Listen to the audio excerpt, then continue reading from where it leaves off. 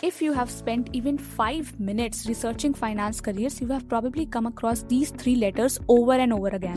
CFA. Somebody on LinkedIn has it, someone senior at your college is preparing for it, some YouTube creator is telling you that it's the golden ticket to finance. And at some point you start wondering, wait, what exactly is CFA? Do I need it? Will it help me get to investment banking? Can I do it along with my masters abroad? And perhaps the biggest question, is it actually worth the effort? So in this video, I'll break down CFA the way I explain it to students who come to us every week looking at careers in finance abroad. No confusing finance terminology, just a practical explanation of what CFA is, who should pursue it, how much it costs, how difficult it is, and how it fits alongside your degrees like MSc Finance, MIM or MBA. Let's start with a simple analogy. Imagine finance is a hospital, investment bankers are surgeons, portfolio managers are specialists, equity researchers are diagnosticians, asset managers are treatment planners. Everybody works in healthcare, but the thing is, they all have their own different expertise.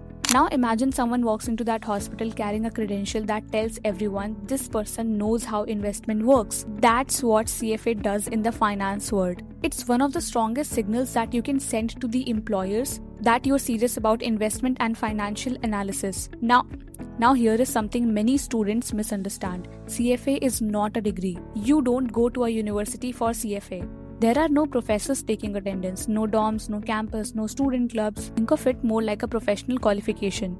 You are self-studying and passing a series of rigorous examinations conducted by the CFA Institute. And that's exactly why employers respect it.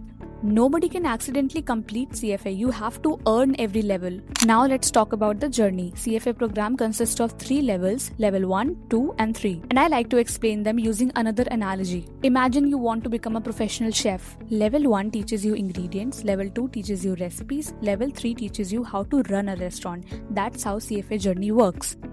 Level 1 focuses on understanding the building blocks of finance. You learn things like financial statement analysis, economics, corporate finance, ethics, quantitative methods, fixed income, equity investments, portfolio management, alternative investments and derivatives. When students see this list, they often say, oh, wait, that's a lot.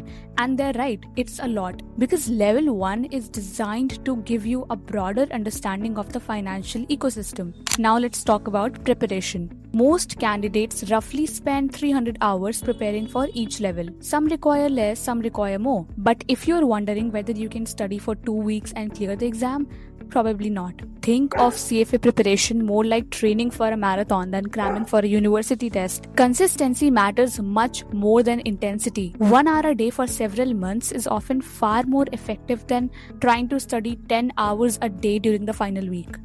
Now here's where things get interesting. Once you clear level 1, you move to level 2. And this is where most candidates suddenly realize that CFA is a different beast. Level 1 asks, do you know the concepts? Level 2 asks, can you actually use them? You will start analyzing companies, valuing business, interpreting financial statements, making investment decisions, comparing opportunities, evaluating risk.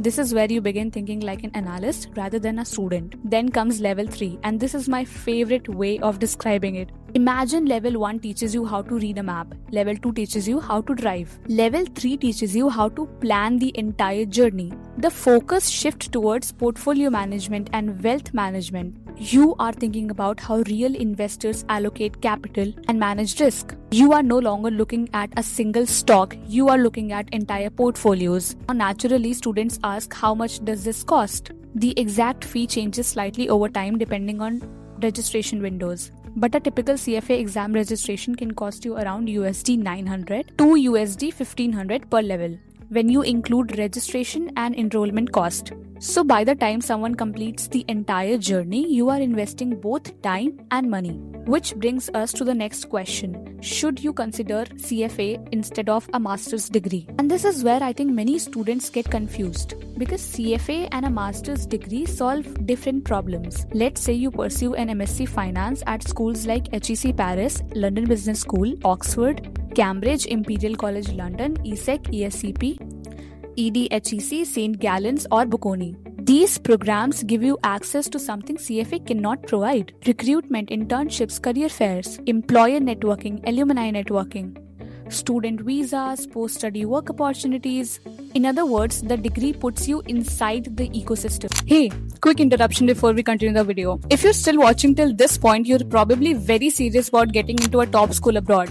And just so you know, this is exactly what we help students with. We work with Indian students targeting top master's programs abroad. And unlike large agencies, we usually work with 120 students in total across all degrees every year, which basically means that for each degree, we only take a very small number of students every year. So the level of personalization is extremely high. We also pair students with mentors or consultants who have themselves studied at or graduated from top schools abroad in that specific field. So you're not just getting generic advice, you are working with people who have actually been there and done that. If you want to explore working with us, there is a link in bio to book a free session. Alright, let's get back to the video. Now let's look at CFA. CFA gives you technical depth, credibility, financial expertise, professional signaling.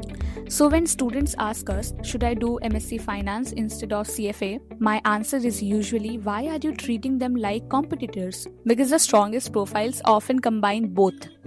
An MSc Finance from a strong European school plus a level 1 or level 2 of CFA can be incredibly powerful. Now let's talk about MIM students because this is another group that frequently asks about CFA. MIM or Masters in Management is intentionally broad. You study strategy, marketing, operations, leadership, finance, business fundamentals. But suppose you are a MIM student who realizes that I want to move into finance. CFA can help you communicate that specialization. It tells employers, I didn't just study business, I have invested significant effort in finance. Now let's talk about MBA students. Imagine someone has spent 5 years working in consulting, engineering, technology, or operations. Now they join an MBA. Maybe at schools like INSEAD, London Business School, Oxford, Cambridge, HEC, IESE, IE Business School, ESADE. Their challenge isn't just academics. Their challenge is career transition. CFA can sometimes strengthen that transition story if they are targeting finance-related careers. But here is an important part. MBA recruiting is heavily influenced by leadership, work experience, networking, interviewing. So CFA helps, but it doesn't replace those factors.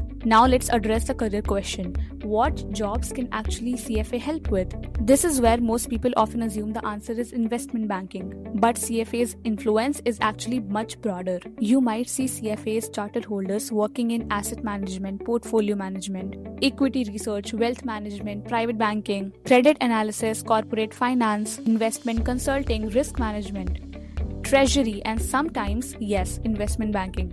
But I want to be very clear, CFA is not a magic investment banking ticket. If Goldman Sachs, JP Morgan, Morgan Stanley, Lazard, Rothschild, Evermore, or Bank of America hire somebody, they are looking at much more than CFA exam result. They are evaluating internships, technical skills, networking, communication, university brand, work experience, and overall fit. So think of CFA as a strong amplifier, not a shortcut. Now let's talk about international careers. One reason people pursue CFA is because the qualification is globally recognized. Whether you are applying to London, Dubai, Singapore, Toronto, Sydney, or various financial centers across Europe, recruiters understand what CFA represents, and that's valuable, especially for international students trying to stand out in competitive markets. But here's the most important advice I can give to students. Do not pursue CFA just because everybody else is doing it. Pursue CFA because it fits your destination. Think of it like planning a fight. If your destination is investment research, research management, portfolio management, or wealth management, CFA can be an excellent route. But if your destination is something different, forcing yourself through these 3 levels of CFA does not make sense. Always start with the destination, then choose your qualification, not the other way around. Because the students who build the strongest financial careers aren't the one collecting credentials. They are the students who understand exactly where they are going and then use tools like CFA, MSc Finance, MBA, MIM to strategically get there. If you are currently considering finance careers abroad and you are unsure whether CFA, MIM, MSc Finance, MBA makes the most sense of your goals, drop your profile details in the comments. We'll try to guide you towards the path that aligns best with your career ambitions. That was it for this video. I'll see you in the next one.